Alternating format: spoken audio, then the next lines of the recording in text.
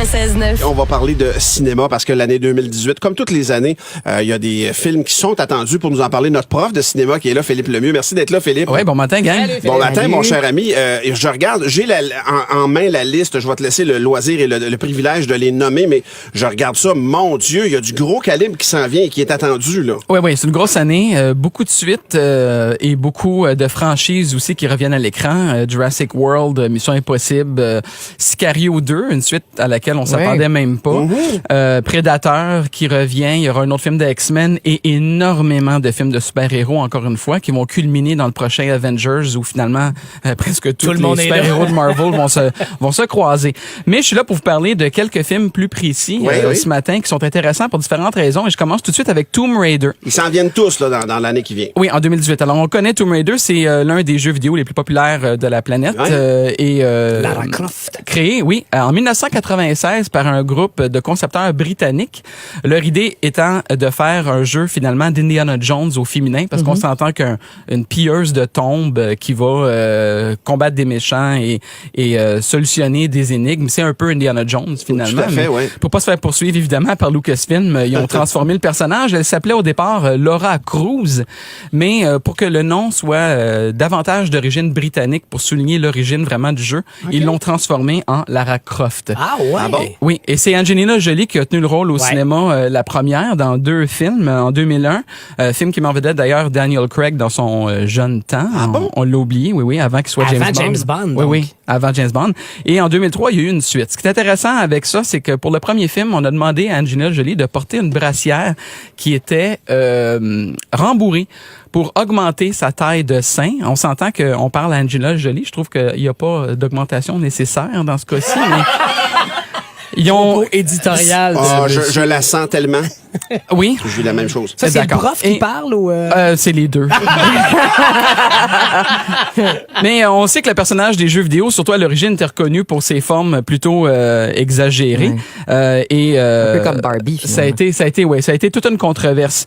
Mais le jeu a été... le personnage dans le jeu a subi une cure de réalisme, je dirais, en 2013. Ils ont relancé le jeu avec un personnage qui avait des proportions beaucoup plus réalistes. Elle est beaucoup plus maintenant athlétique et moins playboy, là, on va le dire. Et le nouveau film qui sort met en vedette Alicia Vikander, qu'on connaît pour les films Jason Bourne et Ex Machina. Et elle a des proportions beaucoup plus réalistes dans le film. C'est une athlète, là, on va le dire, elle est quand même musclée, mais ça demeure une vraie femme. Et la bande-annonce qui est disponible laisse présager un film qui est très près du jeu vidéo en termes d'esthétique. Là, ça promet. Et quand je suis tombé sur... Parlant de Tomb Raider, il parlait d'un reboot de Tomb Raider. C'est quoi ça, un reboot? Un reboot, c'est pour faire la différence avec un sequel ou une suite. Là, c'est pas une suite des 2 films précédents. C'est un nouveau départ. Une réappropriation du scénario?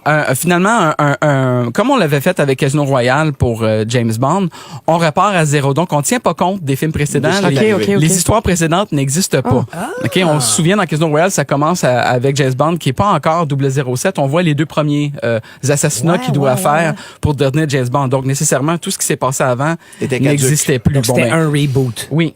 Donc, ce Tomb Raider-là tient pas compte des films d'Angelina Jolie. C'est le premier d'une nouvelle série. C'est ça, un reboot. Ça sort le 16 mars. On va parler rapidement d'Ocean 8. C'est le 8 juin qui est attendu, ce film-là. Oui, tout à fait. On est dans le même mouvement. Ocean's 8, c'est Ocean's 11. Évidemment, on connaît les films avec George Clooney, Brad Pitt, Matt Damon, Julia Roberts, qui était déjà un remake d'un film de Frank Sinatra, Dean Martin et Samuel Davis Jr., le Rat Pack, finalement.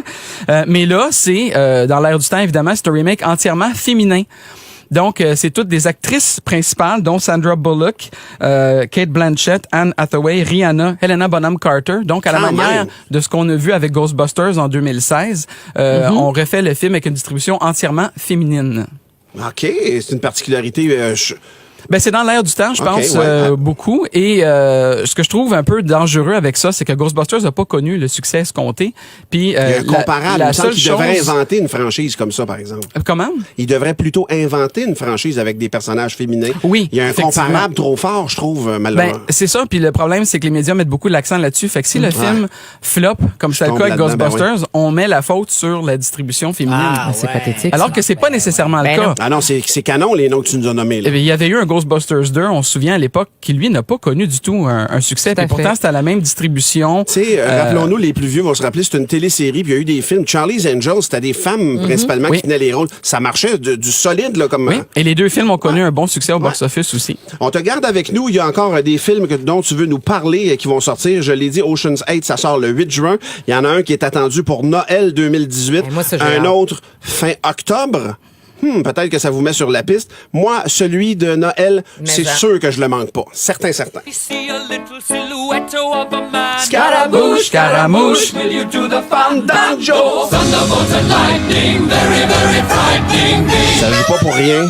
Ça se dit pas pour rien, c'est Bohemian Rhapsody et c'est le film qui est attendu pour Noël 2018. On a presque un an à attendre, mais effectivement, ce film-là, ça fait longtemps qu'on l'attend. Depuis 2010 que Brian May, le guitariste, et Roger Taylor, le batteur de Queen, promettent un film qui va raconter l'histoire de Queen à partir de leur formation jusqu'au très célèbre concert de Live Aid en 1985 qui avait été vu à la télévision par 1,9 milliard de téléspectateurs. Et pour avoir lu un peu leur histoire à Queen, saviez-vous que le guitariste Brian May a construit lui-même sa guitare? Non, ça je l'ignorais. Il faut être brillant en tabarouette. Là. Il est diplômé en physique, je sais plus trop quoi, c'est un génie ce gars-là.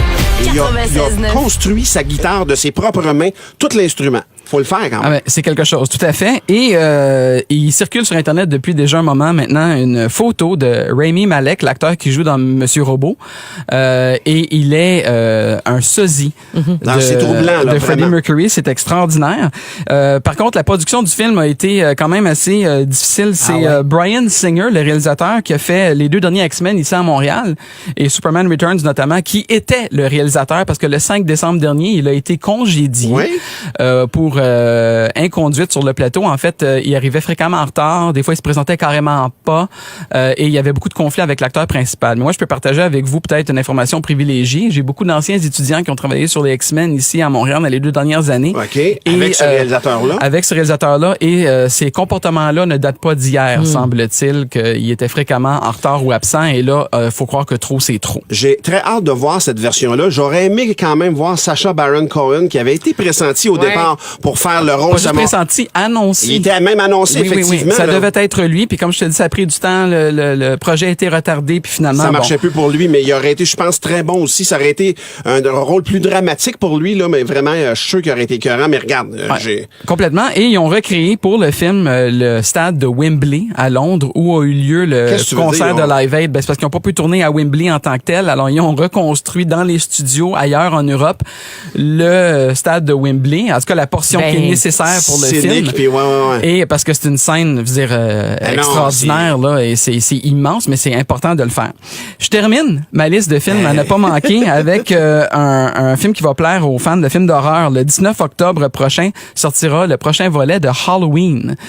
Et Halloween 168, là, ça fait longtemps. Ça fait plusieurs, sauf que en fait, c'est Halloween 2 parce que le réalisateur a annoncé que ça serait la suite du film original et on tient pas compte d'aucun des autres films. Ça, c'est pas un reboot, là. C'est non, comme... ça, c'est une suite, mais une suite 40 ans plus tard au film original parce qu'il est sorti en 1978, ce film-là. C'est ce qu'on appelle une greffe. Il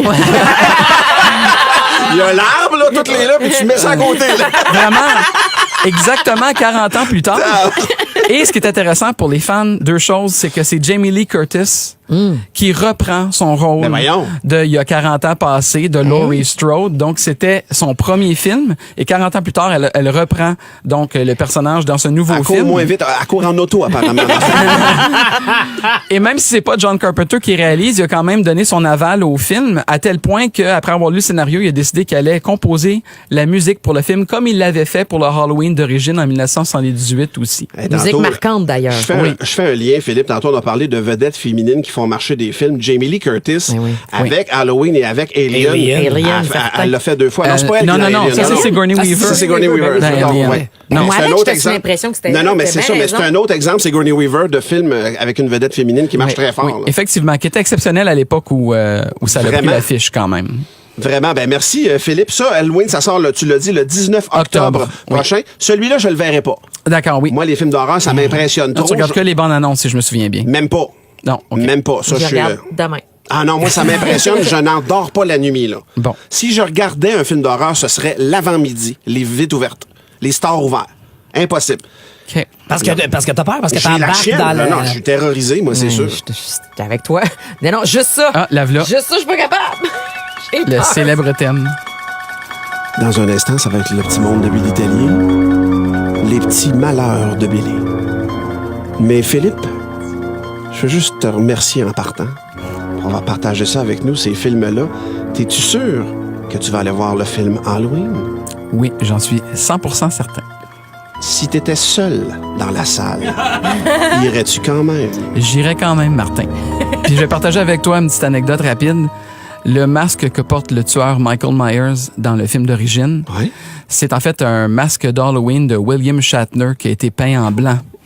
Parce qu'il n'y avait aucun budget, ce film-là, et ils savaient pas quoi faire avec le monstre. Ils sont allés dans un magasin, ils ont acheté un masque de Star Trek, et c'est la face de William Shatner en blanc qui est le tueur dans Halloween. Puis ils ont gardé ça pour Puis la ils suite. ont été obligés de la garder par la suite, nécessairement. Tu me niaises, ben Non, voyons. Mais ça, excuse-moi, on le voit-tu si on va taper le masque? On Ah oui, voit-tu? oui, oui, c'est facile à trouver comme information. Ben voyons donc, c'est drôle, ben drôle. M'excuse de ruiner Halloween. Hey, c'est-tu quoi? M'a le regarder, mais être